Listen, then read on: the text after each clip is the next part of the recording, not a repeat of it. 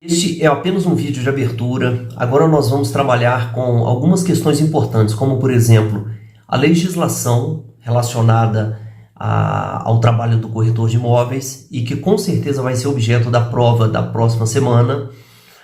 A documentação que um corretor de imóveis deve manipular com muita frequência no seu dia a dia. Partes do PITAM, é uma questão interessante. Como montar um termo de visitação, que é um documento muito simples, mas é bom a gente discutir um pouquinho. Questões desse tipo estarão nessas aulas que nós gravamos e estão à disposição de vocês lá na página da Hotmart.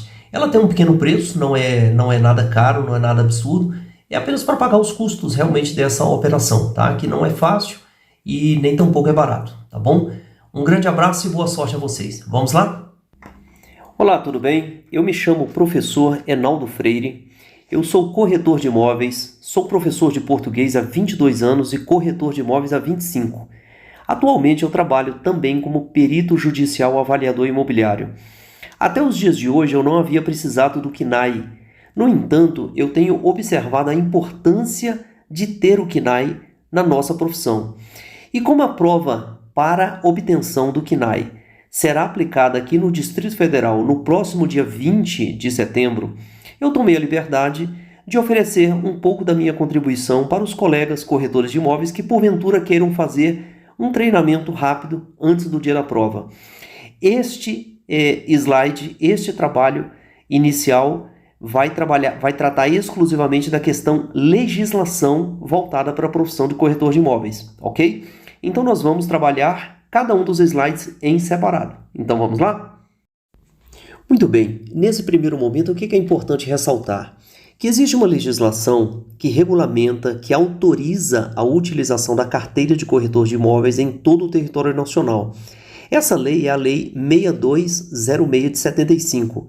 Ela deixa claro que corretores de imóveis que têm o CRECI, engenheiros civis que têm o CREA, outros profissionais como médicos que têm o CRM, contadores que têm o CRC, todos esses profissionais de alguma forma podem utilizar sua carteira de identidade de regularidade profissional para se apresentar em qualquer área da federação, do território nacional. Isso é regulamentado por lei, ok? Então vamos continuar.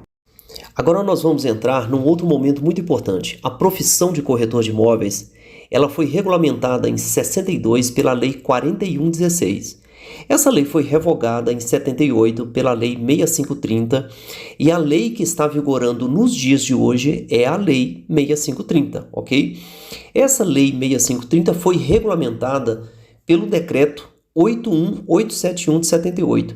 O que é um decreto? Um decreto ele não tem força de lei, ele está abaixo da própria lei em si, ok? Ele não tem a força que uma lei tem, mas o objetivo dele é ir nos meandros da lei. Aqueles detalhes que a lei de alguma forma não consegue explicar, o decreto ele vai nesses detalhes e ele regulamenta essa lei para que ela possa ser melhor aplicada, não é? E lá no artigo 1º desse decreto, está escrito lá: o exercício da profissão de corretor de imóveis em todo o território nacional somente será permitido àquele que possui o título de técnico em transações imobiliárias. Agora, um outro detalhe que é muito importante é o seguinte: a Lei 6.530, lá no seu artigo 3º, ela deixa claro que compete ao corretor de imóveis exercer a intermediação na compra, venda, permuta e locação de imóveis, podendo ainda opinar quanto à comercialização imobiliária. Só que observemos uma coisa importante: o corretor de imóveis, ele pode vender imóveis? Não, o corretor de imóveis não pode vender, quem vende é o dono. O corretor de imóveis não pode alugar, quem aluga é o proprietário. O corretor de imóveis intermedia, então tem que ficar sempre muito claro que isso pode ser questão de prova. O corretor de imóveis é um intermediário na transação imobiliária e não o vendedor de imóveis. É interessante que tem uma outra questão que hoje é muito discutida. A empresa, a pessoa jurídica, ela tem CRECI? Ela tem, claro, que é o chamado CRECI-J ou CRECI jurídico. Mas a empresa, ela vende imóveis? Não, ela não vende imóveis, muito embora ela tenha que ter o CRECI. Quem vende imóveis são os corretores que trabalham na empresa, né? E eles são as pessoas físicas responsáveis. Agora tem um outro detalhe que é muito importante ter em mente. A imobiliária pode funcionar sem que haja no seu contrato social um sócio ou alguém que faça parte do contrato social, que seja o responsável técnico, que tenha o Cresci, ela não pode funcionar se não tiver um corretor de imóveis credenciado fazendo parte desse contrato social, entendeu? É muito importante ter isso em mente. Ele pode ser um gerente, ele pode ser um sócio, ele pode ser um diretor, mas ele tem que ser um corretor de imóveis inscrito no Cresci e que vai ser o responsável técnico por aquela imobiliária, ok? Então isso pode sim ser questão de prova. Agora vamos lá. Quem é que pode ser conselheiro do Cresci ou do COFES? O Conselho Federal ele será composto por 2 representantes, efetivos e suplentes de cada Conselho Regional eleitos dentre os seus membros. Agora lá no artigo 11 está escrito, os Conselhos Regionais serão compostos por 27 membros, efetivos e igual número de suplentes. Tá? Já no 12, somente poderão ser membros do Conselho Regional de Corretores de Imóveis corretores com inscrição na jurisdição principal na jurisdição da qual ele quer fazer parte. Por exemplo, um corretor de imóveis com Cresci do DF pode fazer parte do Conselho Regional de Corretores? Pode, ok? Ele só tem que ter esse Cresci há mais de 2 anos e ele não pode ter sofrido nenhum tipo de condenação ou infração disciplinar. Agora vamos lá. O que o corretor de imóveis não pode fazer? Isso é fácil, é simples, é só utilizar os verbos. O corretor de imóveis não pode prejudicar. O corretor de imóveis não pode auxiliar outro que não tenha o Cresci. Percebeu? Quando eu digo não pode prejudicar, ele não pode prejudicar por dolo ou culpa. Nenhuma outra pessoa, nenhuma das partes. Ele não pode anunciar publicamente sem autorização do proprietário através de um documento escrito. Ele não pode fazer anúncio impresso sem mencionar o número do seu Cresci. Ok? Então isso ele não pode fazer, só que não para por aí e nós vamos ver o restante no próximo slide. Agora nós entramos num outro momento muito importante. O que um corretor não pode fazer de forma nenhuma? Ele não pode anunciar um imóvel loteado ou em um condomínio se esse imóvel não tiver um número de registro do loteamento ou da incorporação no registro de imóveis. Isso ele não pode fazer. Então, antes de nós pegarmos um imóvel para vender em um loteamento, nós temos que saber se de fato esse loteamento é legalizado, se ele está registrado, se ele tem um número de incorporação. Isso é muito sério. O corretor não pode violar o sigilo profissional. Se alguém confia uma informação a você na hora de dar um imóvel a você para ser vendido, essa informação tem que ser guardada, porque é um sigilo entre você e o seu cliente. O corretor não pode negar aos interessados a prestação de contas, ou seja, se o proprietário exige de você um recibo no ato do pagamento da sua comissão, você tem que pagar, você tem que dar um documento a ele, é um direito que ele tem e é uma obrigação sua. O corretor não pode violar a obrigação legal concernente ao exercício da profissão e vamos continuar. Por exemplo, o corretor não pode de forma nenhuma praticar no exercício da atividade profissional qualquer ato que a lei defina como crime ou contravenção. Percebeu? Então é necessário que o corretor tenha muita atenção à documentação do imóvel para que ele tenha certeza de que ele está vendendo para a pessoa certa. Porque se o corretor não for muito atento e realmente pode ser contratado por uma pessoa que não tem autorização para vender e o corretor vende aquele imóvel e de repente ele pode estar cometendo um crime, não é verdade? E ele não pode também deixar de pagar a contribuição ao Conselho Regional de Corretores de Imóveis. Isso é muito sério e isso implica em penalidades, ok? Então vamos lá, para o próximo slide. Vamos continuar aqui sobre aquilo que o corretor também não pode fazer. O Decreto-Lei 81871 de 78, no artigo 4º, ele deixa claro que o número de inscrição do corretor ou da pessoa jurídica deve obrigatoriamente constar de qualquer propaganda. Então, quando você for colocar uma faixa, um banner, um cartão de visitas ou uma propaganda na internet, você obrigatoriamente precisa utilizar o seu número de Cresci, tá ok? Isso é obrigação sua e é uma responsabilidade sua como corretor de imóveis. Então isso pode cair na prova? Pode. Então agora você já está sabendo, é obrigatório. Não é que você vai colocar porque quer, isso é uma exigência legal. Vamos falar um pouquinho agora sobre a inscrição, o exercício simultâneo, temporário ou definitivo, que é a inscrição que você faz num outro estado. Por exemplo, você tem um Cresci aqui do DF e você quer trabalhar no Goiás. Vamos supor que você mora em Ceilândia e quer vender imóveis em Águas Lindas, você mora em Santa Maria, quer vender imóveis em Lusiânia. Então, para você ter os dois CRECIs, e isso é autorizado, você tem que ter o CRECI originário aqui do DF e pedir um segundo CRECI para o Goiás.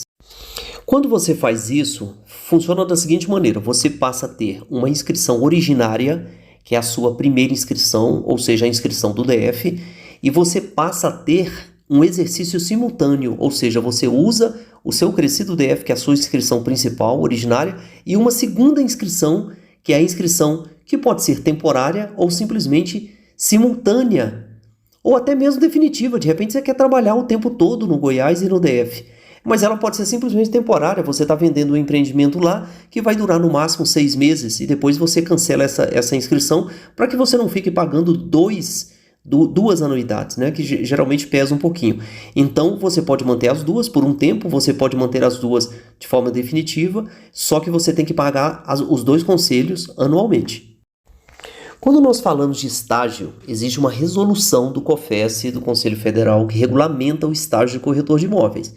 Essa resolução é a 1127 de 2009 e lá está escrito no artigo 1º: estágio obrigatório é aquele definido no projeto do curso de formação profissional, cuja carga horária é requisito para aprovação e obtenção do diploma. Então veja bem, lá no segundo está escrito que a duração do estágio, em qualquer dos casos previstos no artigo anterior, não poderá exceder 2 anos. Então bote na sua cabeça: o estágio tem que ter 2 anos, mas ele pode ser, de alguma forma, aumentado, não é? Conforme está no artigo 2º, o registro do estágio no CRECI tem validade limite de 1 ano, mas pode ser revalidado por menor ou igual período, não é? Em função do tempo e duração do curso. E aí, obviamente, isso só vai acontecer mediante pagamento pelo concedente do estágio de nova taxa de registro. Então é importante observar o prazo do estagiário e tem sempre que ter um responsável técnico por ele. Entramos agora em uma parte muito importante, que é o Código de Ética Profissional do Corretor de Imóveis. A resolução COFES número 326 de 92, ela trata exclusivamente disso. Está lá no artigo 1º. Este código tem por objetivo fixar a forma pela qual deve se conduzir o corretor de imóveis quando no exercício profissional. No segundo, os deveres do corretor de imóveis compreendem, além da defesa de interesse que lhe é confiado, ou seja, o interesse do seu cliente, o zelo do prestígio da classe a qual ele pertence e o aperfeiçoamento das técnicas de transações imobiliárias. Lá no artigo 3º, cumpre ao corretor de imóveis, em relação ao exercício da profissão, à classe e aos colegas, o quê? O zelo por aquilo que ele defende. Ele tem a obrigação de falar a verdade, ele tem a obrigação de dizer ao vendedor e ao comprador aquilo que de fato foi acertado entre as partes. Ele não pode dizer para o comprador que o valor do imóvel é X, quando na realidade o valor é X menos 2. Então, esses detalhes do Código de Ética são muito importantes. Ele jamais pode tratar com um outro colega de profissão, um outro corretor, de maneira desrespeitosa e deselegante. Então, uma parceria tem que ser sempre vista com muito respeito e com muita ética, com muita consideração por aquele outro profissional que também tem o CRECI e ao mesmo tempo está trabalhando tanto quanto você. Então, é necessário ter ética nessa relação, e isso o CRECI é muito rigoroso nesse sentido, ok? Vamos falar um pouquinho dos agentes de fiscalização.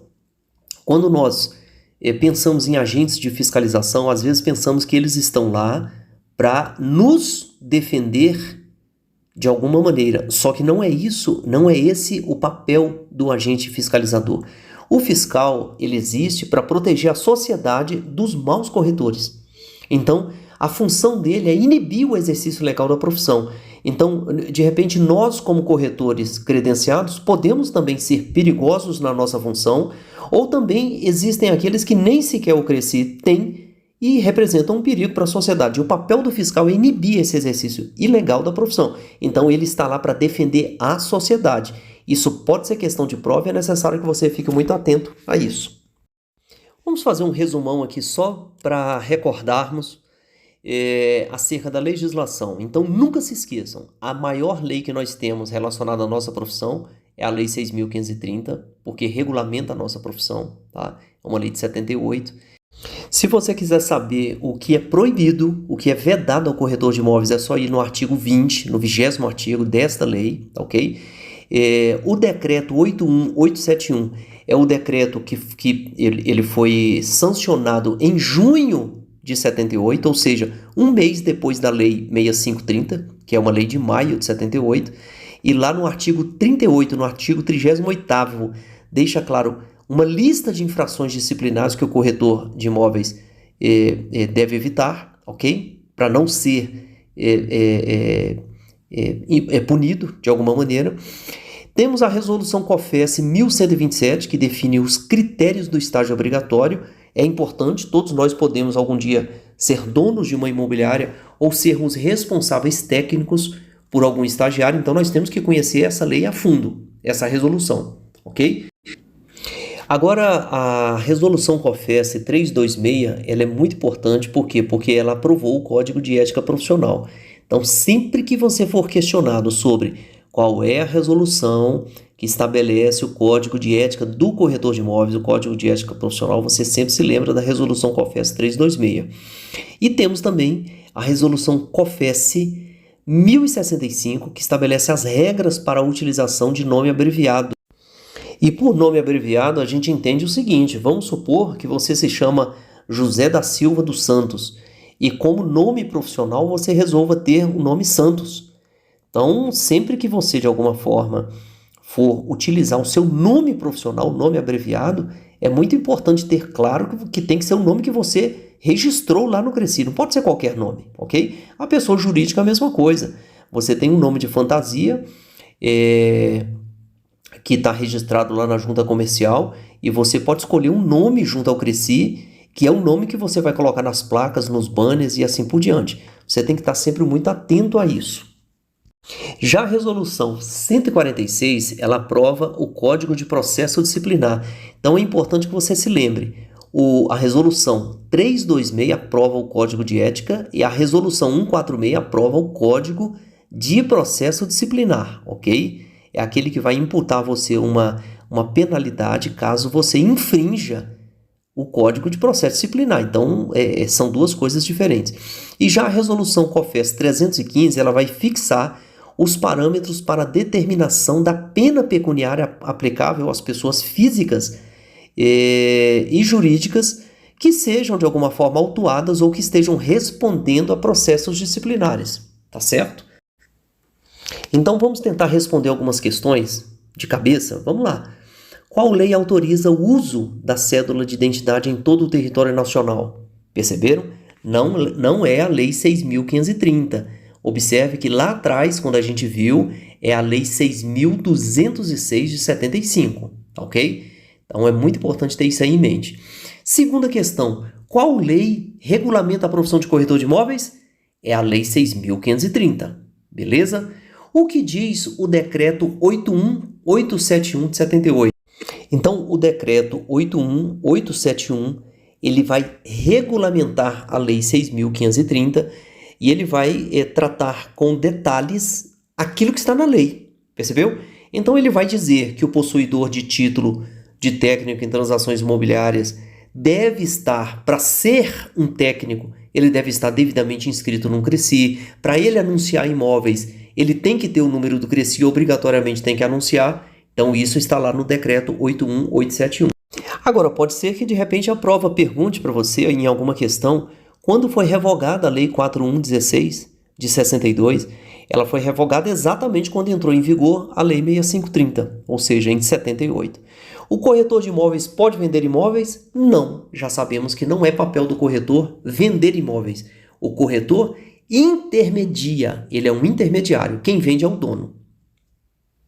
Agora, para finalizar, qual é a CBO, ou a Classificação Brasileira de Ocupações do Ministério do Trabalho e Emprego relacionada à profissão do corretor de imóveis?